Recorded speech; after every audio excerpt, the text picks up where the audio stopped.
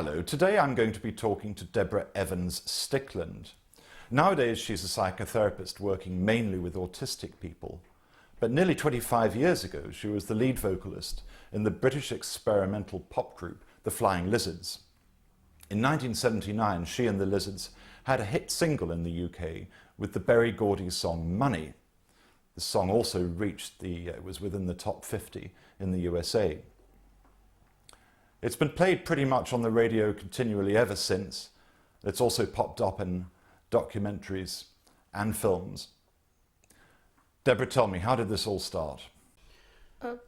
That's a little bit broad for me. You'll have to pin it it is, down. but we're just taking you back to where you were born, your family, and right. Yes, I was born in London, and I had two siblings. Unfortunately, my younger sister has died, and I still have a brother.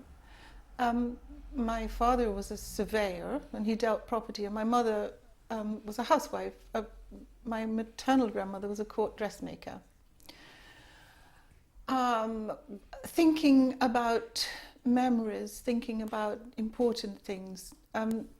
When my father wasn't dealing property, he liked boats, and one of the boats he had was one of the little ships that went across the Channel during the Second World War to take British servicemen off the beach at Dunkirk. And it was an incredibly heroic act in history. My father had one of these boats, and it was Reigate II. And because two children were quite a lot for my mother, I would go off when I was quite young with my father, with his friends. And I would sit on the deck on my own with my life jacket on, chugging along on the water. And sometimes, you know, during sometimes in the complex, difficult things that I need to do as a psychotherapist, I think of that, and obstacles move out of my way.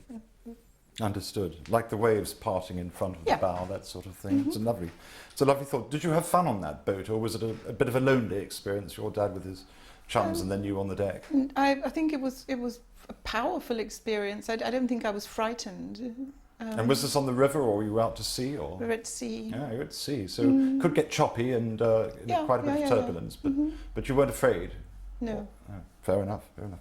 But what about music? Were they interested in music?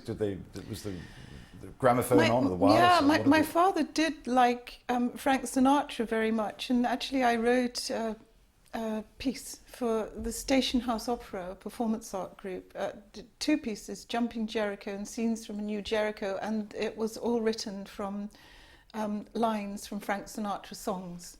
Right. It was performed at the Bloomsbury Theatre in the South Bank, and I don't remember, but it was performed quite a lot. So you inherited something of that love of Sinatra and of the ballads from musicals? And not really, no. No, so it was just that you knew them. Useful to write the libretto. Yes, no, I can understand, because you knew all the words from listening to the records with your dad. Yes. Okay, understood. Well, what about your mum? Was she musical at all, or either of your siblings? My sister was much better than me playing the piano. Did you have piano lessons? Yeah, we did. Many. Was that a sort of an enforced thing? Everybody had to do it? We did it. We went away to school. Right. We went to a school called St. Felix, and your name is Felix, yes. Of course, isn't it? Less of a saint here, I'm afraid, but there we are. And how was St. Felix for you? It's strange. I didn't think I enjoyed it at the time, but I went back after my sister died to take something to the school in her memory, and I was struck by how absolutely beautiful it. You know, it's like Holland. The east coast in Suffolk is like Holland. Of course, Dutch people think it's hilly, but it's not. It's all salt marsh, beautiful waterbirds, and it's lovely, lovely, lovely windmills. And anyway, I went back there and thought it was very beautiful, and then the headmaster, who's a very charming man, David Ward, was interested in my son coming to the school, and then he did go for his sixth form, and I think that reset the compass for my son.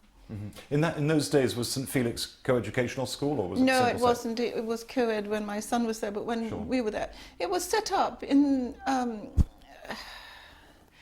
It was set up to give women an education when they didn't have, and you know, it wasn't very ordinary for women to have an education, and so it was really built on the the best principles too.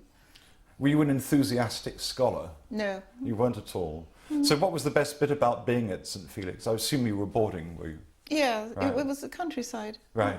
And did you have friends with whom you could share that, or did you tend to go off on your own?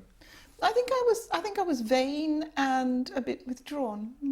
So you tend to go on your own and perhaps explore, or? I guess so. I still love the countryside there. When you were as you were coming through St. Felix and perhaps towards your final years there, did you have a clear idea about what you wanted to do with your life? No, I was very vain and artistic, really. When you say vain, do you think it's vain to be artistic? Yeah, a bit narcissistic. Is it? And I was. I'm not saying that that is misinterpreting. You felt that you were at the time. I was, yes. And what sort of artist did you think you should become? I thought I was going to be a painter. What sort of painter? What was Deborah Evans-Stickland painting at that time? Anything really. It wasn't pinned down. You know, I didn't do my A-levels there. I went to a grammar school to do my A-levels. Oh, where was that? I went to Brentwood County High School. Okay. And how was that? Well, you were a day student there, presumably. Yeah, that was different. I prefer to think a bit more about St. Felix. I'm sort of travelling back there now. Yeah, I wanted to be a painter, but actually, as it turned out, I was much better at writing. How did you find that out? Did you find that out through your English courses, or did you start contributing to the school newspaper, or how do you know you were better at writing? Yeah, I think after art college I had poetry published in a very prestigious American poetry magazine. Maybe later, but when you were at school? Then, there. I don't know, I had a very good speech and drama teacher again at Brentwood County High School who told me that I was dyslexic. I am actually slightly dyslexic. And that may have something to do with working in learning disability, which is, of course, what I do now, working around people with autism and learning disability. Once you came through grammar school, was then you were an artist, or you want to be an artist, so it was a natural step to go to art college. Which art college did you go to? All right, first of all I went to Walthamstow, that Right. was the North East London Polytechnic, Yeah. And then I went to Maidstone. Right. And why the change? Because Walthamstow only did vocational courses, I see. not BAs. Right. So you wanted a Bachelor of Arts, and Yeah. Maidstone offered that, so you changed to go to Maidstone Art College. And did you finish? Did you end up with a Bachelor of Arts? Yes. You did. And then what did you think after that? Well, having a degree in fine art is probably, painting is probably the least employable position you can be in. But I immediately got a job renovating antique Oriental textiles and tapestries. And was this before the flying lizards? Well, it was during it. It was during the it. person whom I sat next to at art college got me to record the vocals for A Summertime Blues. And then later, just after art college, he got me to record Money. You recorded some others as well, I think, didn't you? We had done, yes. You had done before? I No, see. we had afterwards, we did. Right, okay.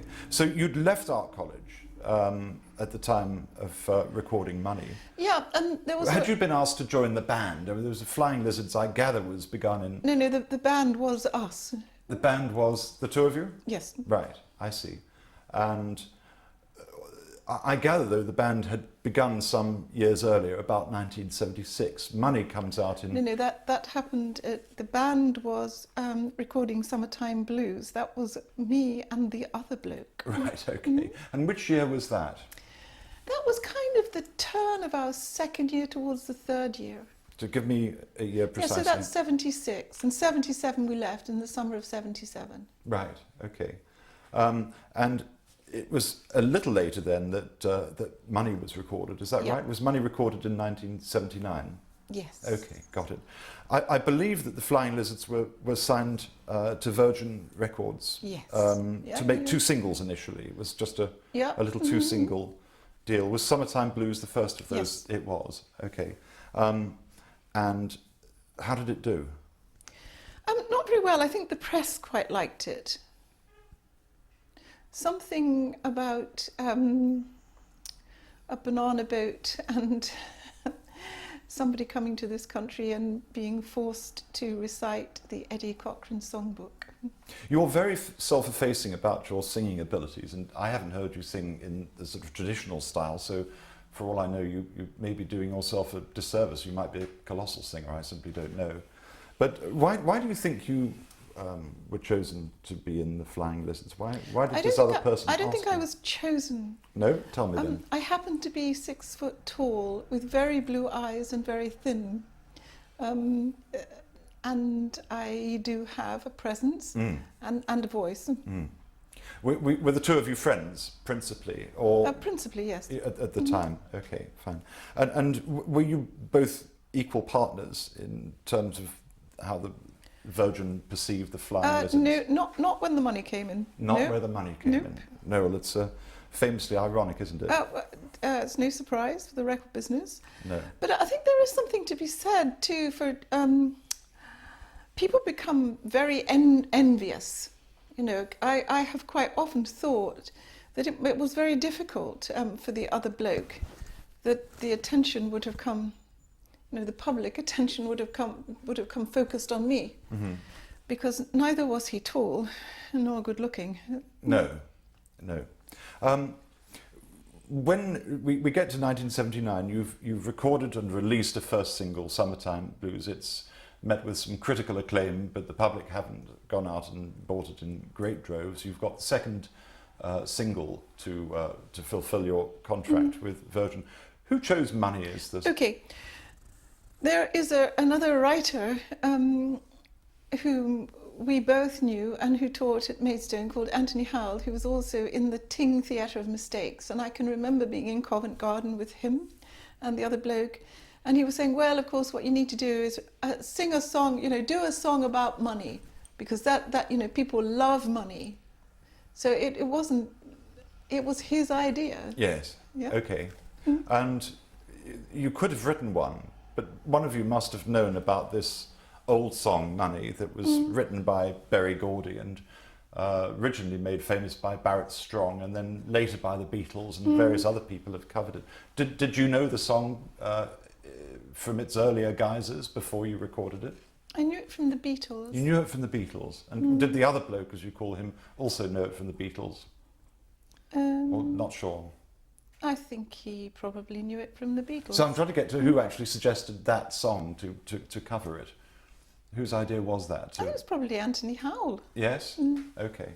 So it's slightly lost, perhaps, in the sands of time as to who thought it up, but you could have tried to do a traditional version of Money. How did the version evolve that ended up being the hit it became? How did that happen? Because I couldn't and didn't want to sing it. Which was fine by all around, and so you had your very English delivery. They had no choice unless they wanted someone else. Right, but there was no question of that because you were the front person and they wanted you.